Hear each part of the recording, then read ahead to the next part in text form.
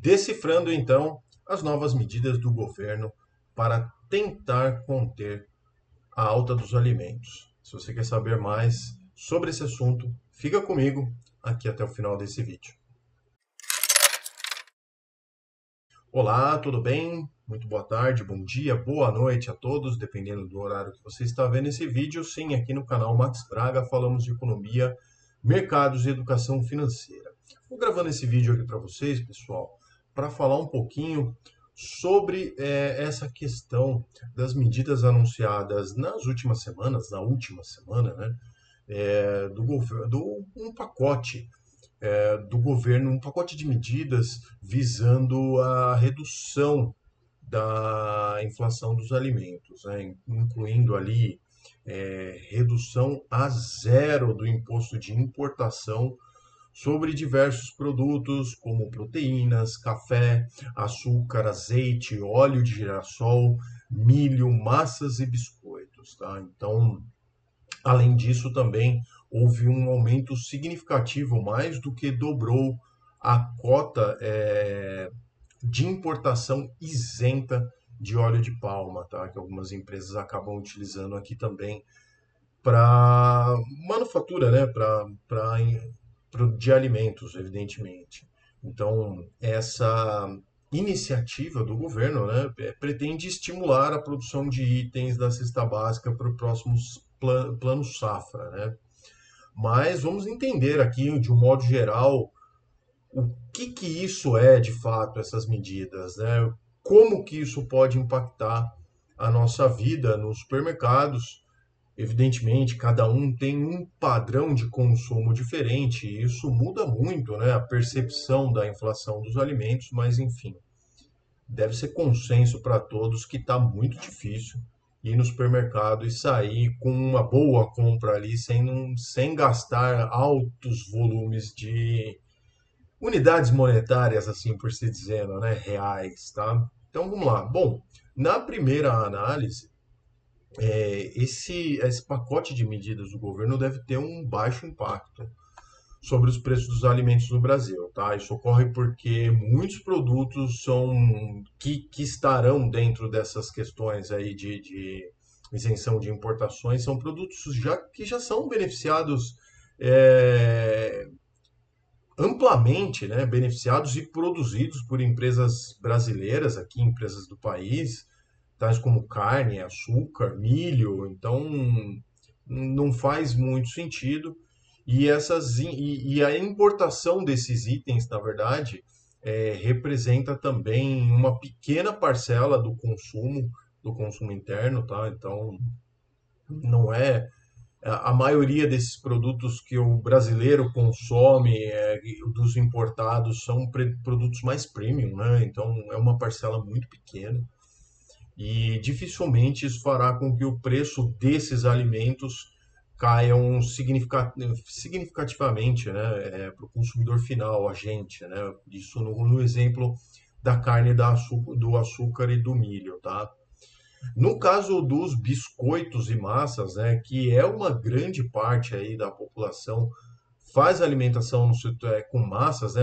O brasileiro gosta muito de massa e também de biscoitos, né? Inclusive a Associação Brasileira de Indústrias de Biscoitos e Massas, pães e bolos industrializados, enfim, criticou fortemente a medida, tá? Afirmando que ela pode prejudicar a indústria nacional ao favorecer produtos importados, né, sem necessariamente baixar os preços no mercado interno, né? Isso ocorre porque a maioria dos produtos importados desses setores também são de um segmento mais premium, atendem um público de maior poder de renda aquisitiva, né, que compra esses produtos mais premium nesse setor. Então, dessa forma como está sendo feita para massas, biscoitos e massas, essa medida ela não deve trazer alívio para a população de baixa renda, que é quem mais afetado ali na questão alimentar, né? Então, de novo, né, além de prejudicar a, a indústria brasileira, né, trazendo ali produtos importados mais baratos, ele efetivamente não traz é, algo de realmente relevante para o setor, que deveria ser a desoneração. A gente vai falar outras vezes sobre isso, tá? A desoneração do produto brasileiro, né? As empresas brasileiras pagarem menos impostos para os estados, né? Cobrarem menos impostos, para o governo federal também, enfim. Bom, algumas empresas listadas, né? Sim, empresas que estão na bolsa, têm ali alguns impactos também para essas empresas. Por exemplo, Carrefour, Assaí, Grupo Mateus devem sentir um baixo impacto direto, tá, com a isenção desses impostos.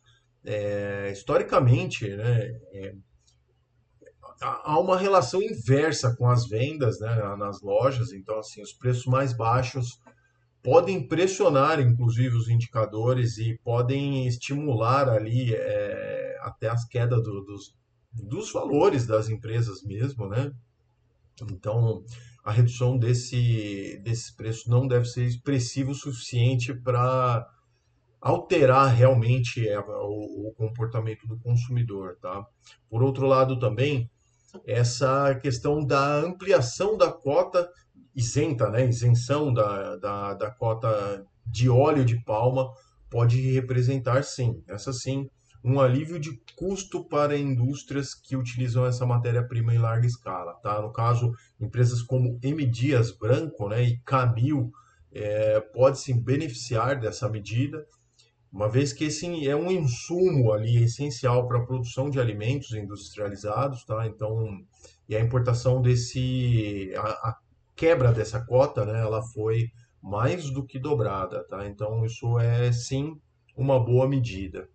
Outra medida que é relevante, né, em relação a toda essa questão dos alimentos é que a federação, né, o governo, o Estado completo, né, o governo federal tenta negociar com estados a isenção de ICMS sobre os produtos da cesta básica. Cada estado tem o seu ICMS, que é um imposto estadual. Mas ao invés do governo, de fato, né, fazer também a desoneração da parte dele, ele quer que os estados façam. Os estados vai ser diferente para cada estado, entendem? Porque cada estado tem o seu ICMS, e um que sim reduzir ou zerar vai estar fazendo abrindo mão de receita, uma renúncia fiscal que vai ter que ter compensação em outro lado, então não é efetivo. Tá? E essa medida poderia aumentar o poder de compra dos consumidores, mas, assim, no entanto, é improvável que impacte diretamente nas margens dos varejistas, porque a redução dos impostos ela tende a ser repassada para nós, consumidores finais, né?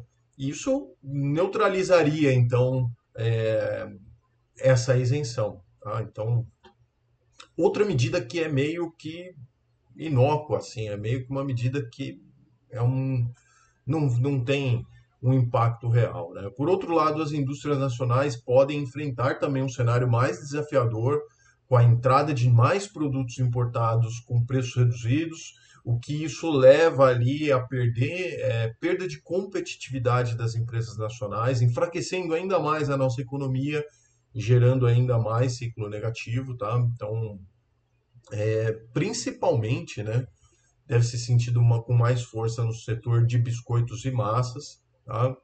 E assim, em conclusão aqui do que a gente está falando sobre isso, né, essas medidas anunciadas pelo governo elas devem ter um impacto muito limitado, né, para conter a alta ali dos alimentos, e ainda podem gerar distorções no mercado, que isso vai favorecer produtos importados, sem garantir de fato, né, uma redução de preços para o consumidor final. Isso não tem como prever, porque vocês conhecem também o brasileiro, né? Se ele paga mais barato, ele continua com o mesmo preço que já está sendo praticado para o consumidor final, porque ele aumenta a margem de lucro dele. Então, isso não é uma garantia que isso vai chegar na ponta, tá?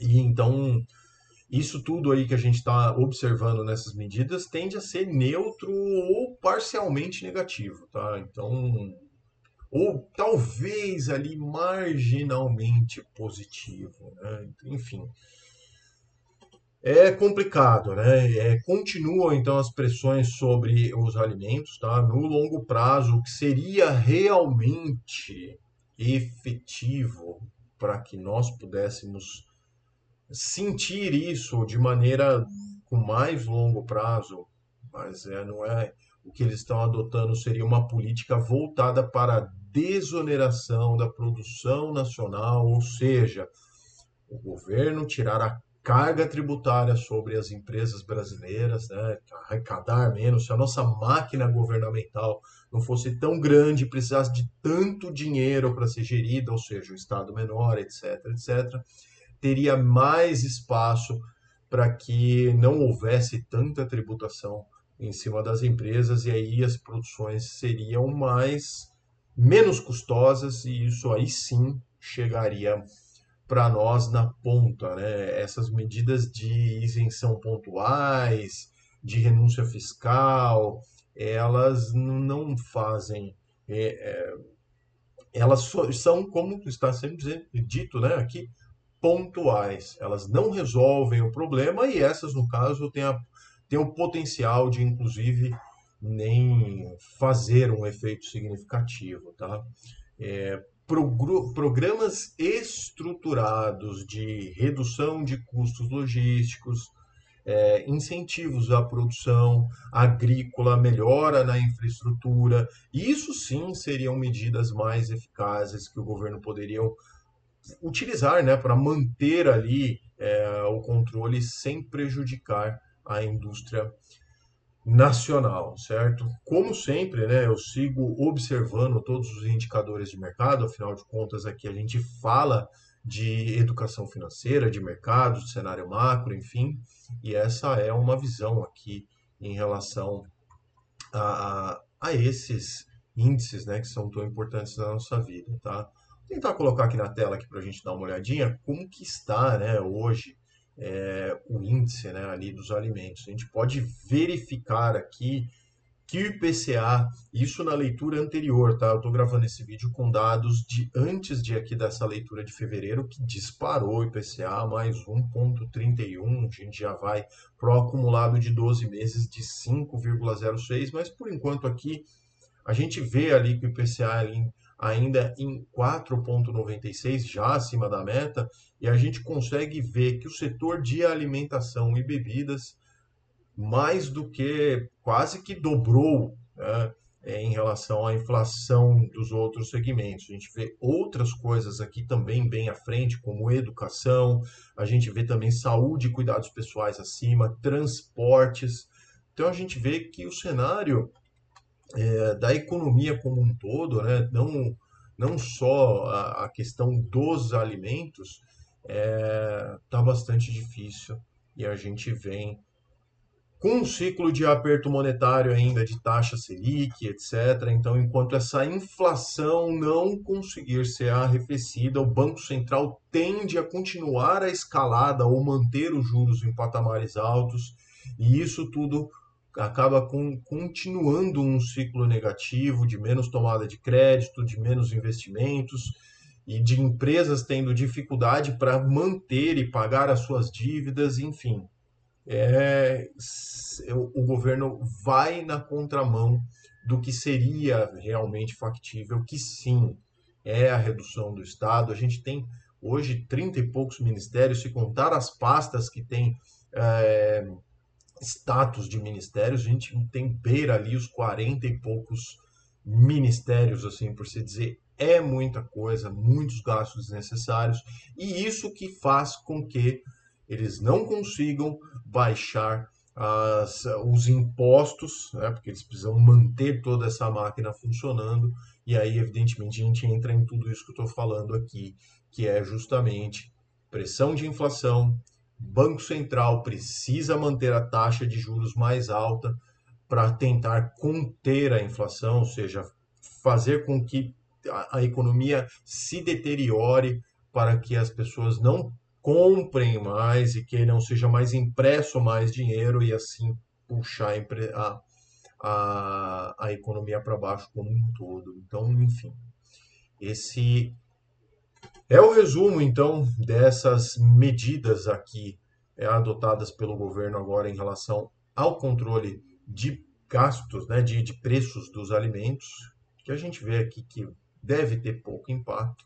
E é isso então. Se gostou desse conteúdo, claro, se inscreve aqui no canal, compartilhe aí com seus amigos, para que nós possamos sempre trazer essa mensagem a mais pessoas. É isso aí. Um forte abraço a todos. Força Brasil! Vamos lá, resiliência é a palavra do momento. Abraço. Tchau. Here we go.